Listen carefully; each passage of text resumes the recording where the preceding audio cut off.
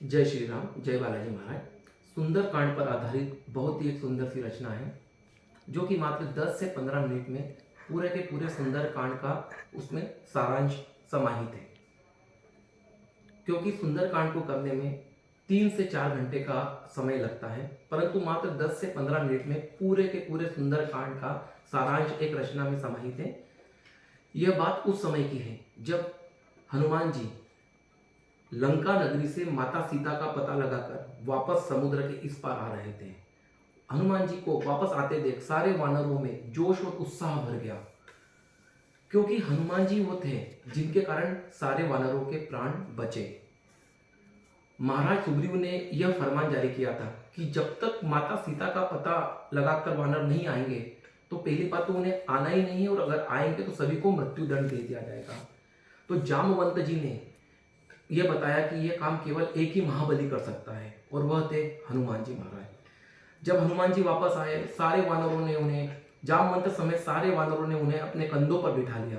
यह बात जब लक्ष्मण जी को पता चली तो वो भी दौड़े दौड़े आए, और उनको यह बात पता चली, वो भी उत्साह से हर्षोल्लासित होते हुए नाचते गाते प्रभु श्री राम के पास गए, और प्रभु श्री राम को उन्होंने पूरा वृत्तांत बताया। प्रभु श्री राम ने हनुमान जी को अपने सम्मुख बुलाया। हनुमान जी महाराज प्रभु श्री राम के पास गए और जाकर उनके चरणों में प्रणाम किया।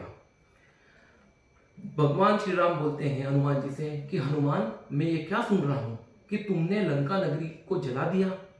हनुमान जी महाराज कहते हैं, जी प्रभु, मैंने पूरी की पूरी लंका नगरी को जला दिया, और वहां पर मैंने प्रभु श्री राम का डंका बजा दिया, श्री राम के नाम का झंडा गाड़ दिया। तो प्रस्तुत है आपके सम्मुख बहुत ही प्यारा सा भजन। प्रभु श्री राम हनुमान जी से क्या कहते हैं? मेरे लखते जिगर, मेरे लखते जिगर, ऐसा क्या आया कर, मेरे लखते जिगर, ऐसा क्या आया कर, वानरों ने बताया आनंद आ गया, वानरों ने बताया आनंद आ गया।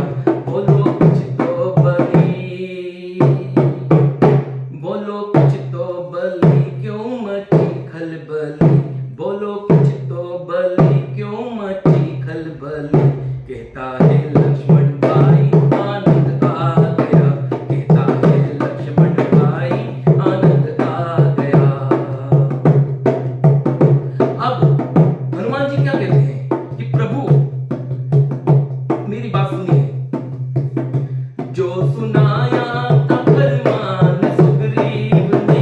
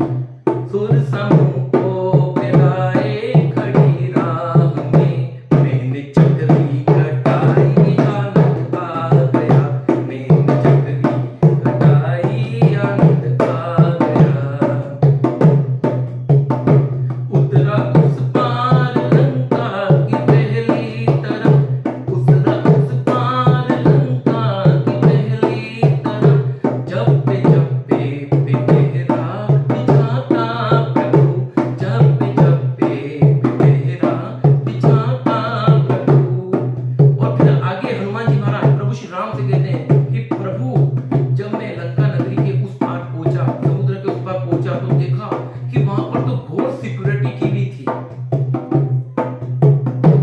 उतरा उस पार लंका की पहली तरफ, जब पहरा बिछाता प्रभु, जब पहरा बिछाता प्रभु, कैसे ढूंढूंगा मैं सीता माता को, कैसे ढूंढूंगा मैं सीता माता को।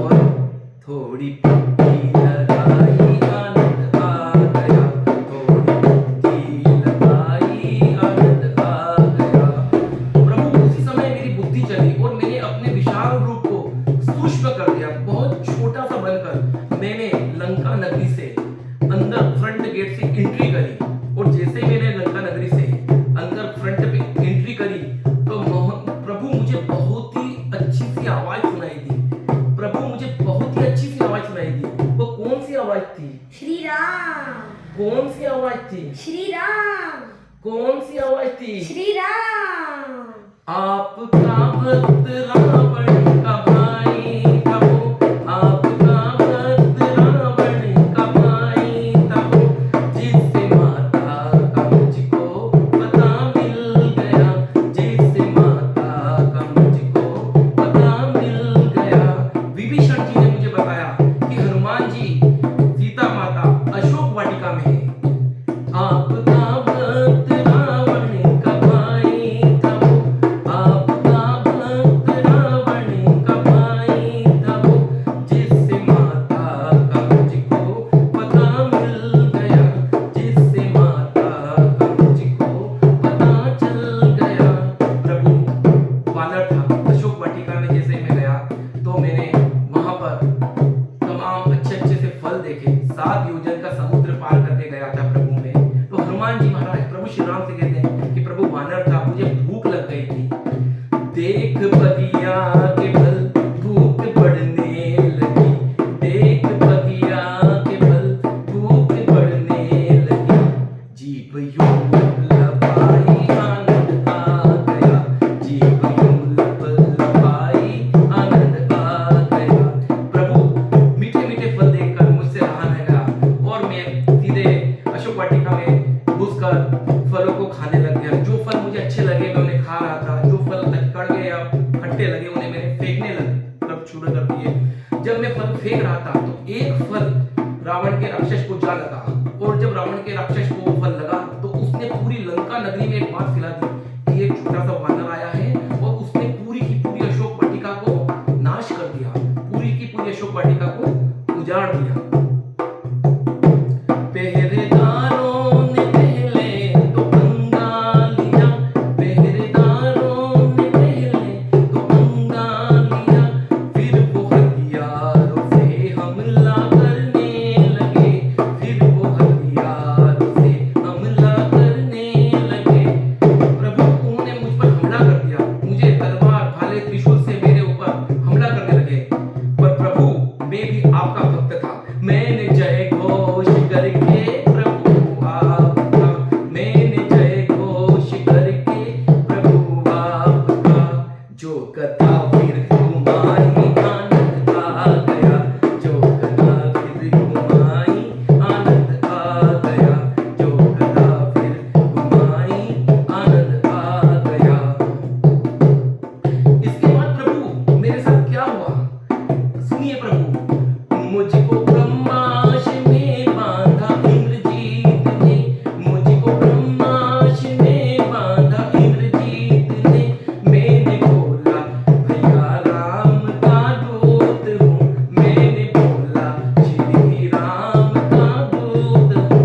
प्रभु मैंने तो ये सुना था कि अगर एक देश का दूत दूसरे देश जाता है तो उसका आदर सत्कार किया जाता है, पर वहां पर ऐसा नहीं हुआ।